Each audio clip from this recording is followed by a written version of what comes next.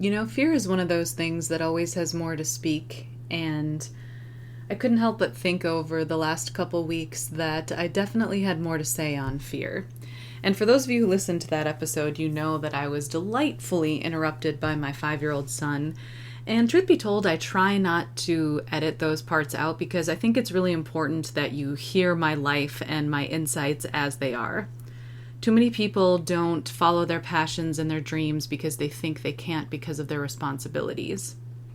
And I'm here to tell you that most dreams come true right alongside our responsibilities. So don't let fear of interruption or fear of having a polished, podcast or polished product stop you from pursuing your dreams. And the reality is I have 6 kids and I have to work around that when it comes to what I believe in. So don't look at my son's interruption as unprofessional. Look at it as real and take it as an encouragement to you to do the thing, whatever the thing is, even if you have responsibilities. And again, that's why I choose not to edit those things out, because it's important to me to be genuine with you and encouraging to you if you have a dream, to know that you don't have to live that dream perfectly. In fact, rarely are successful things perfect, because perfection's a lie, right? There's some dishonesty there. So the real power always lies in vulnerability and genuinity. It's an awkward word to say, but definitely one worth saying. So here I am tonight to talk to you more about fear. One of my listeners told me that talking about, in addition to some spiritual things that can help us manage fear and just struggles in general, he mentioned that some tangible things, physical things, can help too, and that it might be helpful to go over those. So I'm going to do my best. Y'all know me well enough by now to know that I am very spiritual, and it's hard when you're someone who regularly talks to trees and gets comfort from them to think, okay, tangible thing. But the reality is that everything is all connected anyway. So the physical is the spiritual is the physical. So I can make this work, and I've got some good stuff to share with you. So this episode is just all about talking more about different kinds of fear and how we can take hold of it rather than feeling like it owns us. In my first episode, I talked a lot about the fear that comes up in our closest relationships, right? The fear that holds us back from feeling safe in relationships. The fear that if we're not perfect or we don't respond perfectly, that someone's just going to leave or give up on us. And that's, I think, a lot of years of conditioning, in a perfectionist, consumer-driven culture. And you can probably throw some attachment style stuff in there too, because that certainly has a lot to do with it as well. And if you're curious about what I had to say about those kinds of fears, just definitely go back and just a couple episodes and take a listen to it. Today is going to be about what do we do when fear just takes a hold of us. Old fears, right? In my case, part of what I'm going to talk about is PTSD, right? Post-traumatic stress disorder, because recently I've had a couple very real triggers that have resulted in physical responses. So if you have PTSD, this might help you quite a bit. But even if you don't have to have PTSD to relate to what I'm about to say, because it's all about how to just take control back. To take control of your story and your feelings and your body in the moment, rather than feeling like you're a victim. And this can apply to really any time we're afraid, anytime we're nervous. So let me get a little bit more specific about my story, and then I can kind of apply it to other situations. And I'm actually going to start by sharing a piece of writing with you that's unfinished. So I recently had the joy of visiting my aunt in California. I actually just got back from California a couple of days ago, and it was one of the best trips I've ever been on in my life. I love my aunt, and I don't get to see her a whole lot, and I cannot express enough how great a joy it is to just sit and talk with someone who you connect with. I had that same experience with my husband, and it was what I fell in love with him, was just being able to sit and talk to him. I mean, that's what my aunt and I did for the whole 4 or 5 days that I was there, is we just talked, and it was wonderful. But she had to work a little bit while I was there too, and so while she was working, I was sitting on her beautiful balcony, looking at these hummingbirds that are just there, by the way, living in this tree by her house. Hummingbirds are very spiritual, by the way. You can look up all kinds of spiritual beliefs behind them, but I believe they're absolutely a spiritual creature. And for me personally, they have been a physical. Okay, here's the first example of the spiritual and the physical coming into one. They have been a physical sign for me that my spirit guides, my light guides are close. It's kind of been my spirit guide's way of showing me that they're near. So I'm gonna back up into my fear in a second, but I have to just preface this by saying, going to a place, fresh off of a hella lot of PTSD symptoms, and then finding this beautiful tree where hummingbirds just live was incredible. Because we don't have that in Minnesota, at least not anywhere where I live. Like, there's hummingbirds here, but they come and go quickly. They're flighty. You're lucky if you catch a glimpse of one. Outside my aunt's balcony in a tree, like literally just outside her bedroom, the hummingbirds just live there. So I could just sit and watch them, which was incredibly peaceful. So I'll get more into physical ways of calming ourselves, but that's kind of a precursor to it. Sit near the things that bring you calm, because even just being around them reminds you that there's something greater than the fear that's trying to take hold of you in the moment. So let me back up, though, and I can explain more about that. I don't want to spend too much time talking about what triggered me, because we're talking like actual triggers. Like, I had an actual diagnosis of PTSD, and there were some things that happened involving some of the people who are responsible for causing that reaction. Some of those people coming back and engaging in some of the behaviors that would eventually lead up to something kind of like an attack or harassment. And so some of those same people were coming back and literally doing the same thing. So, and here's what happens to me when my PTSD symptoms are triggered. I shake. It's very hard for me to get a hold of my body. It's just like tremors, and I can't sit still. It's mostly in my arms and legs. So it's kind of like, I apologize for not putting my phone on Do Not Disturb. I will fix that right now. So you shouldn't hear any notifications anymore. When I experience PTSD symptoms, I can't sit still. That's probably the biggest and worst indicator. It's mostly in my arms and legs where they just shake. And I can't steady myself. I shouldn't say I can't, but it feels like I can't. Now, a therapist gave me a recommendation. So if you're looking for physical things to do to steady fear, if you experience those symptoms, a therapist told me to kind of pat my arms and legs. So like, one at a time with your arms, obviously, you kind of just pat your left arm first, and it's just patting it up and down. So you can kind of hear me. I have no idea what that's going to sound like. I've never patted myself on a recording before, but hopefully you get the idea. You kind of start at your shoulder and just pat. Like gently pat down to your hands, then go back up again. Do the same thing, switch, go to your right shoulder. Pat down all the way to your hand, your fingertips if you want, pat all the way back up. And then do it on your legs too. And you can do that at the same time with both hands. Just pat your thighs, go down as far as you can over your knees and then back up your thighs. And the way the therapist explained it to me is that it helps you kind of find where your body's at. Because sometimes these PTSD symptoms can be sort of like an out-of-body experience, and it helps you know where your body is and steady yourself. It works decently well for me. So that's one physical thing that you can do. But the problem is, like, when PTSD is triggered, then, the thoughts start racing, and then the anger comes in of like, God, these motherfuckers are still getting to me. I'm still having PTSD reactions to their bullshit. And then the self-shaming starts happening too, of like,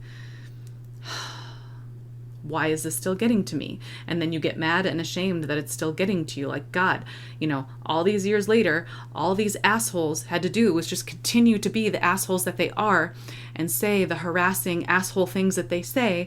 And it's just continuing. And now I'm back here. And then you start cycling and thinking, I'm just back in it.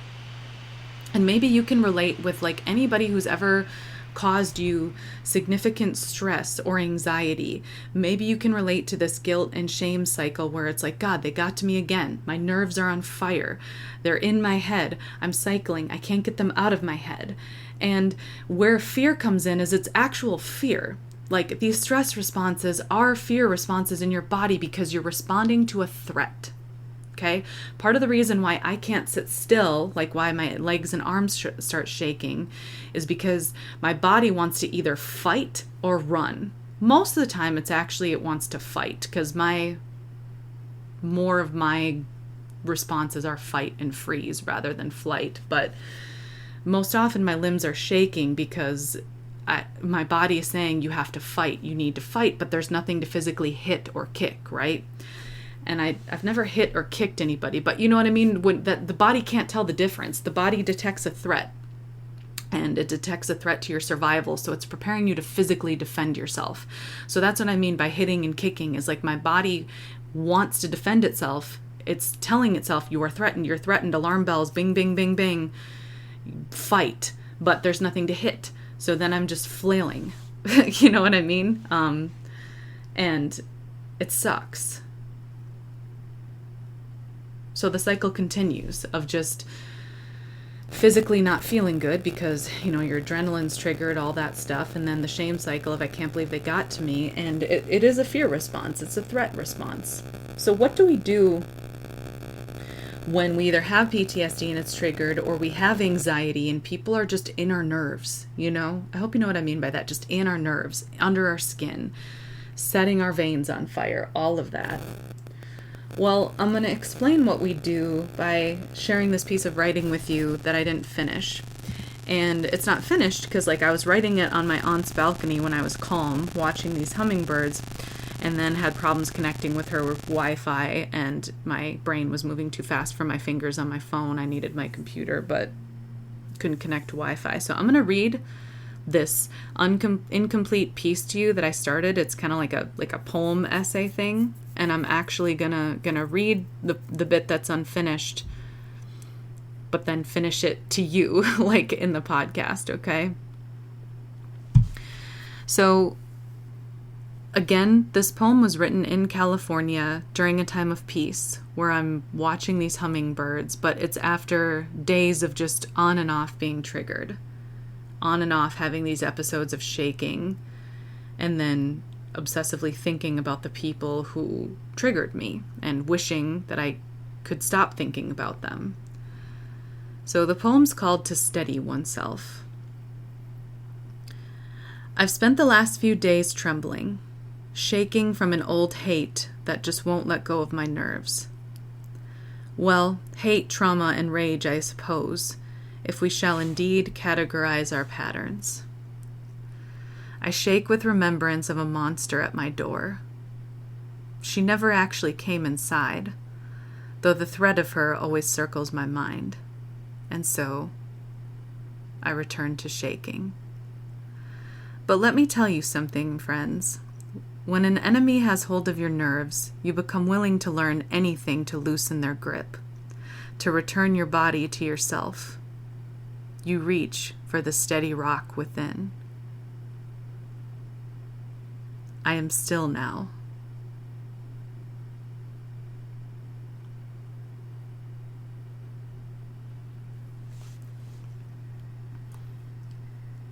You didn't lose me. I was just letting a very long pause happen. So that's where the poem went unfinished, and but I think there's enough in it to kind of make the point that I'm starting to make to you. But the part I want to emphasize the most, now that I'm transitioning into what we do, is when an enemy has a hold of your nerves, you become willing to learn anything to loosen their grip, to return your body to yourself. You reach for the rock within.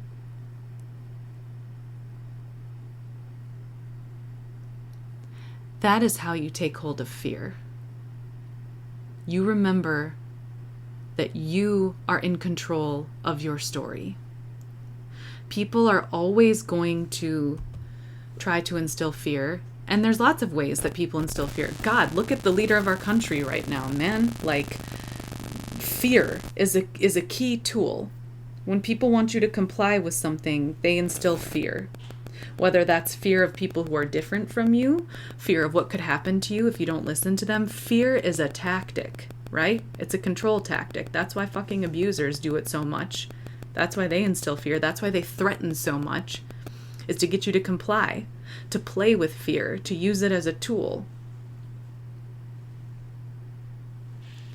But when we remember that we always have a steady rock within, we can set ourselves free. And here's where the reframing comes in, okay? And this shit works, okay? This isn't just Pollyanna, whatever. This is like stuff that I've done.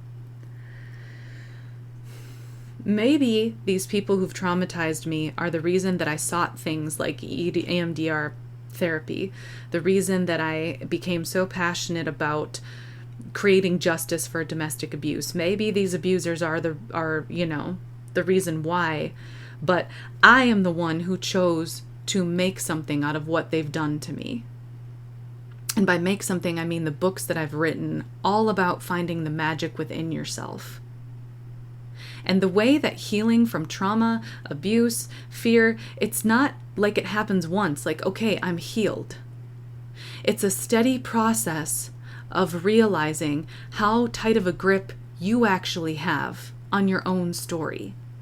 And that no matter what anybody does or says to you, you always have the freedom of your own mind. Even if they attack your nerves, even if your instincts are set on fire because of PTSD, because of the fear survival mechanisms we downloaded from our ancestors, you are a divine being and you can take hold of your mind. You can look at a situation and go, God, that shit got to me. But something that changed in this episode of PTSD is not the victim mindset. It's the, oh yeah, I'm really strong and protective. That's why I'm reacting like this, because I can fight, because I am strong enough, because I did survive. I can fight. I can protect myself and those I love. That's the story. That's why my body is doing this, is because I can fucking fight. I did, and I won. I did, and I won. Remind yourself of that. Next time you have a fear response, tell yourself it's there because you won. And then you tell yourself your body belongs to you. You thank your body for trying to protect you again. And you find the things that give you peace. You ask your light guides to give you signs of peace. I ask my light guides for hummingbirds all the time. Signs, right? I gave you that tip from Laura Lynn Jackson. She wrote a book all about signs. Read it. It's a really helpful tool for establishing communication between you and your spirit guides, to kind of learn the process of beginning to ask for signs. It's a really good tool. Signs by Laura Lynn Jackson. I ask my light guides for signs often, specifically hummingbirds, to let them know that they're near. Sometimes they appear in dreams. Sometimes they appear before me. Once they appeared on some stamps randomly, like I was literally asking for encouragement, then went into the post office and needed some stamps. Of all the different kinds of stamps they gave me hummingbird ones. And it hit. So after all these episodes of fear, then I go to see my aunt. I have no idea. She's used to the hummingbirds. She didn't even think to say, oh, by the way, sit on the balcony. No, she didn't tell me. I had no idea. I was just sitting out there and then realized, oh, they live here. They just appeared. So right after all these episodes, I was given this beautiful gift from my spirit guides of, we are so near. Not only they didn't just give me one hummingbird, they gave me a whole tree full of them that I got to just sit in peace and watch and steady myself. But here's where the inner strength comes in too. Your guides are always there protecting you and loving you and reaching out to you, but you're the one who survived. I'm the one who taught myself to look for hummingbirds and not more fear. That is the beauty of humanity. Instead of getting frustrated if you get into another fear cycle, instead of getting ashamed of, oh my God, they got to me again, go, no, I am a powerful being who can hold many things. I can hold my fear and my joy. It's never, ever one or the other. And I can't stress that point enough. It is never, ever one or the other. You have both. You have all. Because you are an infinite, divine being with a strong body that is trying to protect you. Your body is not working against you. It's trying to protect you the best way that it knows how. And it's your job to work alongside it, to allow it to steady itself, and to know that it will do that too. This is going to sound really Pollyanna, but there really are rainbows, after the thunderstorm. That's a real thing. And right there in the storm. That is the beauty of being a human who can hold many things. And you continually get better. You continually get better at steadying yourself. Life is not about arriving. It's about existing as the infinite being you are and growing into your own divinity alongside all the bullshit. Because do you know how wonderful it is to get to the point where you're like, what is straw to an oak tree?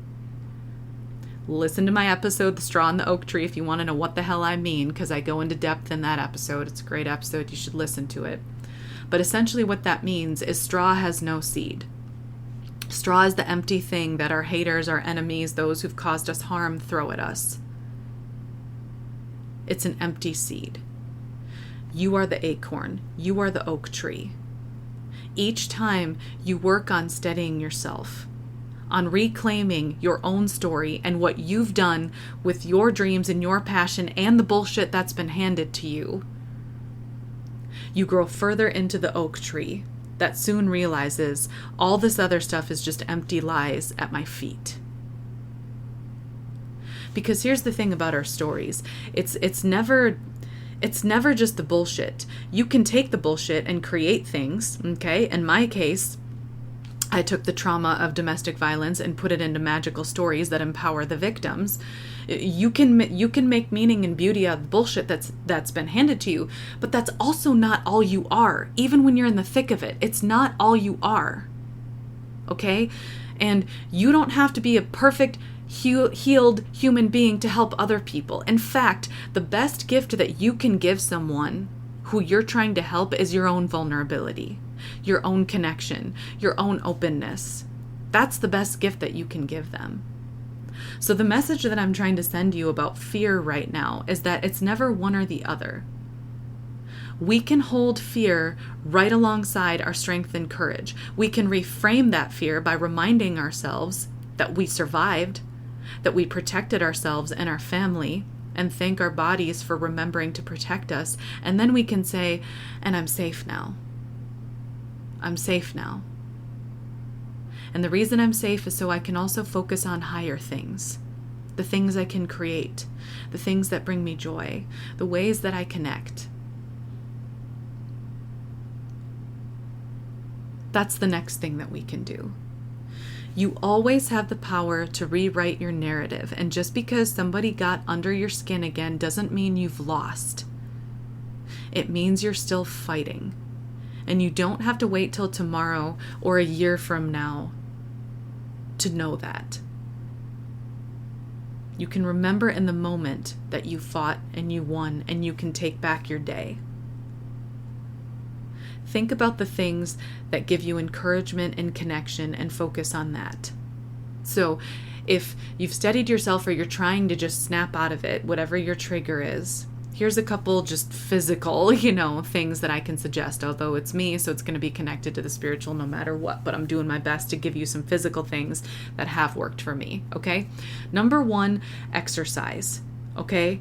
And don't think that this means you have to do what everybody else does. Don't think that this means, shit, I got to go to the gym and lift weights and run, okay? Because there isn't a blanket exercise, plan that works for everyone.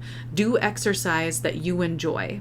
Now, it doesn't mean you always are going to be motivated to do it, but you will always be glad that you did it. For me, it's dance. I tried running on a treadmill and I fucking hated it, okay? I would run for seriously like 5 minutes and be like, ooh, 30 calories. Because you know how like the treadmills count the calories you're quote unquote burning as you run? I'd be like, ooh, I got up to 30. That's like a bite of yogurt. Okay, peace. No, running on a treadmill did not work for me. Dance did. Intense cardio dance works for me. And when I dance, it gets the endorphins going, right? It gets all those like feel-good hormones in your body pumping and you feel good. It's also a really good opportunity to anchor some of those core beliefs that you want to have, like I am strong, or I am deeply loved. I am powerful enough to accomplish my dreams. Whatever the positive core beliefs that you want to have are, it's an excellent opportunity to anchor that stuff. So exercise. Seriously, just find what works for you and give yourself the gift of trying different things, okay? Maybe it's a long walk outside. Maybe you do like running on treadmills. Maybe it's a Stairmaster, or maybe it is an exercise class, because there is something powerful to exercising with other people. Don't think that, exercise classes like cycling classes are just for rich women wearing Lululemon, and swim classes for seniors. Like, don't just think it's for rich women with Lululemon and retired seniors doing swim. It's for everybody, okay? And the YMCA is a wonderful place to get connected. At least in the United States, there's a shit ton of YMCAs everywhere. With most YMCA memberships, you can attend free exercise classes, and they have so many different kinds. Yoga. The Y offers yoga. So if you have kids, especially, and here I am like promoting the YMCA, but it like legit works though, okay? So exercise is a huge tool, and the YMCA is a really good, like all-encompassing sort of option for exercise, because again, they offer so many different kinds of classes that are included with your membership. There's pools, indoor, outdoor pools for swimming. Swimming is another fantastic way to exercise, and there's stuff for kids there, okay? But you don't have to have kids to gain anything from this membership. Like, you can just go and have this myriad of options for exercise. But even if you don't have a YMCA near you, see what local gyms you have and if they offer classes, or just see if there's a class. I cannot speak highly enough of the benefits of an actual exercise class, because you're doing an activity with people. So it's not just you like pushing yourself on a treadmill. You're with other people. There's that sense of community, and you might make some really good, strong friendships too. You just never know. So exercise, again, I can't stress it enough. It's a good way to snap yourself out of fear, especially when you're just cycling, okay? When you're triggered and you're just cycling, exercise. It's amazing. It does work wonders. Another thing is to have physical symbols of like the spiritual things that encourage you. So I'm going to give you an example. I use the metaphor or analogy of of the oak tree a lot, right? And for me personally, the oak tree is powerfully symbolic of just having strong roots, thick skin, powerful spiritual connections. There's all kinds of lore about the oak tree. And one of the ways that I discovered this was by reading my friend Varla Ventura's book, Enchanted Plants. You can get it anywhere books are sold. I think it's actually on Amazon right now for like $10. So you should definitely check it out. Because in this book, she goes through all kinds of different plants, trees, things like that. And she has the medicinal and magical lore behind it. So it was actually because of reading my friend Varla's book that I discovered the oak tree and the lore behind it. And I personally identified with the oak tree. So if you are looking for like growing things that can be symbolic and to see what you connect with, order her book. Because the really cool thing about her book is that it comes with one of those like silk bookmarks that, you know what I'm talking about. It's like a little ribbon attached to the book that can function as a bookmark. Every copy that's sent out is sent out with the bookmark in a different place. And the magic behind it is wherever the bookmark is the plant that you are supposed to learn something from, or the plant that is most what you need or like you in the moment. So bam, right there, you could get a spiritual connection that was just meant for you. Read about that plant, that whatever. And I bring it up right now. Again, I'm not just trying to plug my friends in the YMCA. I'm legit telling you about physical, tangible things that work for me in hopes that it will spark something in you. So when I read my friend Varla's book, it came to me with the oak tree section bookmarked. And I realized shortly after reading that section that it's like, holy shit, I'm the oak tree. This makes sense. And so because the oak tree is symbolic of strong roots, thick skin, tremendous growth, I realized that, okay, oak trees come from acorns, the tiniest little seeds. And at my local art center, there's this clay artist who goes and collects acorns that have fallen on the ground. And she keeps the tops of the acorns the same, but then she turns the bottom into clay and paints it like the color of your birthstone month. So it's basically like the real top of an acorn with an artistic sort of clay bottom kind of over the body. And it's really cute and beautiful. It's just this little trinket. And I hold it. When I'm feeling unsteady or nervous, I literally hold on to this tiny acorn. It's a physical thing that I can, move around in my fingers, and hold in my palm, put in my pocket. And my body knows when it feels it, it reminds me, okay, you are the oak tree. You are strong. You have thick skin. What is straw to you? So it's a physical thing that I can hold. So look for physical objects that are symbolic of your strength, or symbolic of things that bring you peace. Another thing that I could do is literally just put pictures up of hummingbirds in my bedroom. You know what I mean? Surround yourself, decorate your home, decorate your space with physical things that remind you of who you are and that remind you of your connection to the divine. The things that bring you peace. There's something to physical things just being around you. So the first tip for just kind of getting back a hold of your fear is exercise. And there's lots of different ways to do that. Another tip is to have a physical symbol that reminds you of who you are. A third one kind of just relates to art. I come back to art a lot, but this can be represented in different ways. So I'm going to give you an example from my husband and an example from my stepdaughter that I shared with her recently. So with my husband, he writes comedy and that helps steady him. So often when we're in a fear cycle or we're feeling like we're a victim, something that can bring us back to ourselves and remind us that we are more than our fear, we are more than what people have done to us, is the things that we create and that other people have created with joy and love. So for my husband, that's music. He loves to listen to music. And it's not just like, oh, this sounds good, because he gets into, like, he knows the stories of the bands that made it.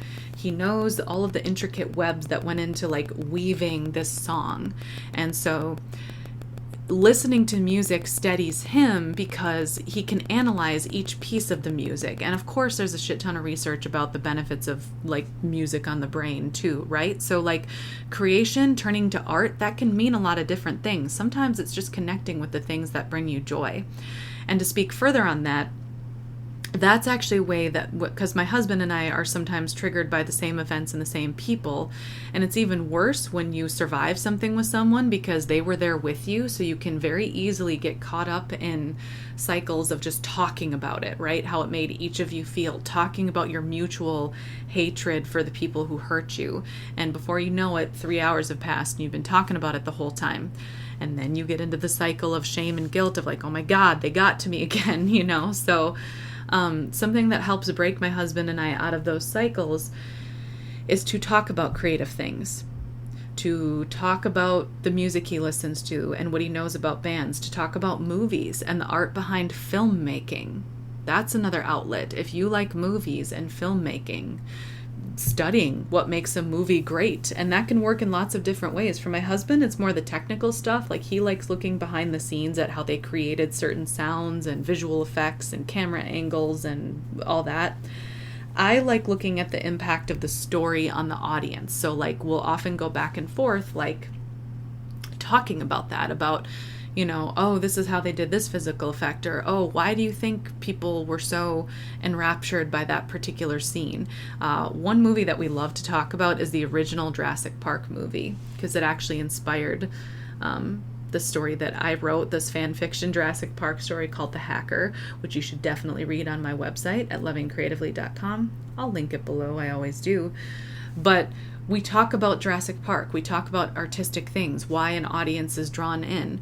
This is another really good tool for creation, because, and I use creation loosely because creation isn't necessarily always about you sitting down and making something. It's about sometimes analyzing creative things.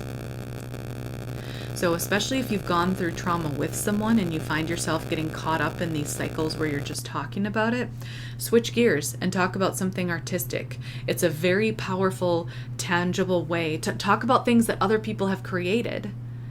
It's a very powerful, tangible way to break yourself out of that cycle. A tip that I gave my stepdaughter recently when she was cycling about something is I said, just pick up your guitar and play it for a little while. Or write down your frustrations and turn that into a poem. Because that's what a lot of comedians do. They write down things they're frustrated with and then they make it into art.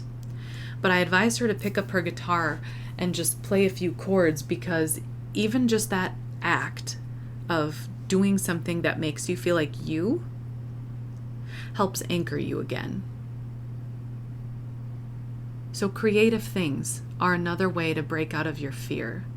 Because what it does is it anchors you to your soul, and it helps you to kind of use your body for that higher level stuff, right? That stuff that goes beyond fear. It reminds you, oh yeah, I'm not just a survivor, I'm a creator.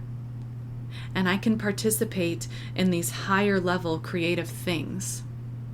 Even just the act of me observing hummingbirds was creative. Because I started, thinking about their divine connection, and inspired me to continue writing a poem. So understand that creation doesn't mean you're always sitting down making something. Creation is where you're also just taking time to appreciate the beauty that others have created. So that's another tip I would give you. So we've got, find some form of exercise or moving your body. Find a physical symbol of something that represents your strength. And the way that you can discover those symbols is, sure, order my friend Varla's book if you're into plants and trees, but think about things that you admire. Because generally the strong things that you admire are most like you. So if you've always thought lions were really cool, get a little lion statue or something, whatever you admire for its strength, that can be your symbol. It can be a stone. My poem is literally about the rock inside. It can literally be an actual stone that you hold. Okay? There's so many physical symbols that you can work with. Mine was an acorn, but it can be so many things. And surround yourself with the things that remind you of strength and peace. And then finally, the third one again is creation. Engage in creative things. Whether that is listening to and thinking about your favorite song, talking about your favorite movies with someone you love, or picking up your guitar and playing a couple chords, or just whatever it is, because that will help pull you out of that sort of fear physical response and back into your higher divine existence. And that is as close to physical options as I can get being a spiritual person, but I think you can see that it all really is connected. But the most important thing that I want to leave you with in this episode is to remind you that you have not lost if you've been struggling for years with triggers. That's the reality of being human. It's not about arriving at a destination where all of a sudden, we're just better. It's about continually holding all that we experience and all that we feel. And yes, getting to a point where one day we wake up and it's not so bad. But seeing how tremendously strong we are to hold all these things at the same time. It's not about getting to your destination where you're not afraid anymore. It's about getting to know your own strength and your own story in the midst of that fear. Because right now, in this moment, no matter where you are at with your fear, you are absolutely not defined by it. It's just something you're holding.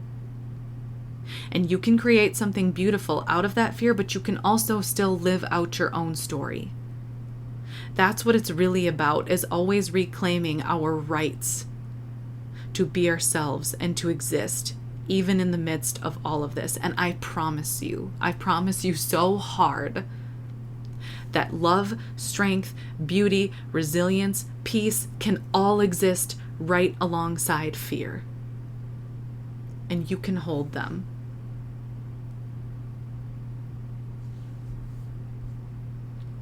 The only thing I got left to say is thanks for coming.